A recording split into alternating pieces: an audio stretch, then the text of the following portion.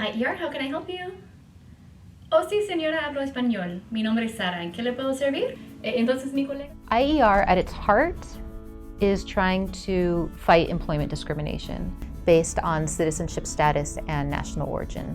And the way that we do that is we investigate and sue employers to see if they're discriminating against their workers. And then we also educate employers on their obligations and try to prevent discrimination. And we educate workers about their rights.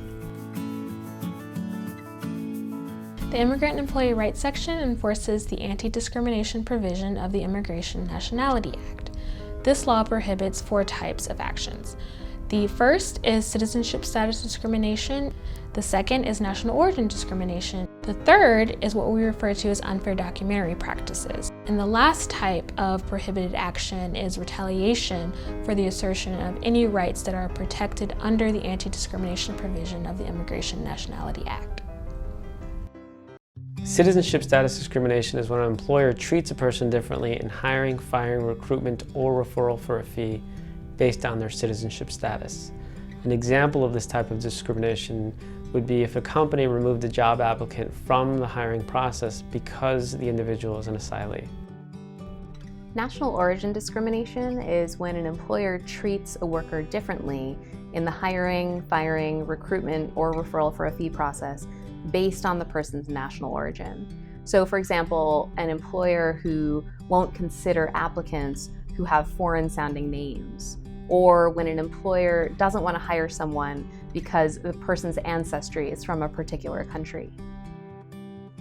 Employers are not allowed to, when verifying a worker's employment eligibility, request more different or specific documents or reject reasonably genuine-looking documents because of the individual's citizenship status or national origin.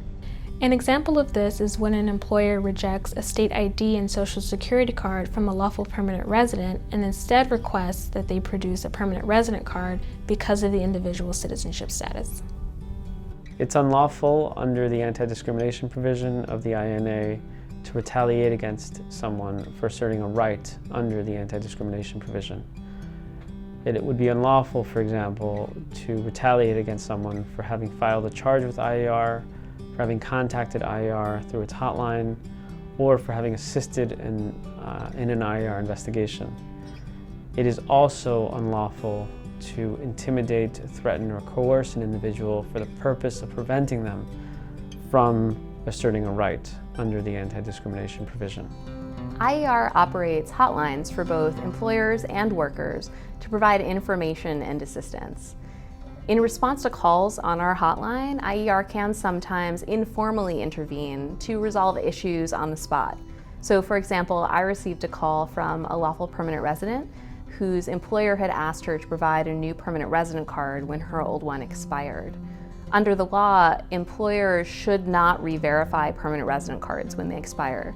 So I was able to reach out to the employer, provide some information, and the employer ultimately permitted the worker to continue working without providing any additional documents. I took a call from a worker on IER's hotline, and this worker had an employment authorization document that was eligible for the automatic extension of her card for up to 180 days. The individual had presented her employer with the necessary paperwork to establish the automatic extension applied, but being unfamiliar with the rules, the employer terminated her employment. The individual called IER's hotline, and I happened to be on shift that day. I was able to get in touch with the employer, explain the automatic extension rules, point them in the direction of DHS's website, and after reviewing this information, the employer volunteered to reinstate that individual, and she was able to get back to work. I can remember a situation where there was an asylee who quit his job to go work for a company because that company in large part had better benefits. And he was hired, and the first day of work he shows his driver's license and his unrestricted social security card, but the company wanted an immigration document from him, and so they actually fired him because he didn't have one.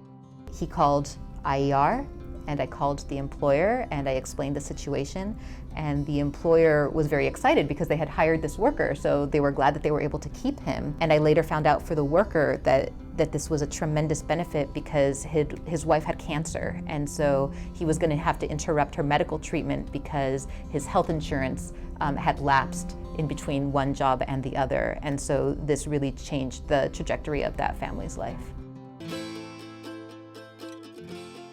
Members of the public can contact IER's hotline for free anonymous guidance. Employers can call to learn about their responsibilities and workers about their rights under the law that IER enforces. Our staff also conduct free live webinars that you can sign up for on our website. Our website also features educational flyers for both employers and worker advocates. IER is committed to language access, and several of our flyers are available in multiple languages. We also provide free spoken interpretation and written translation for the public as needed.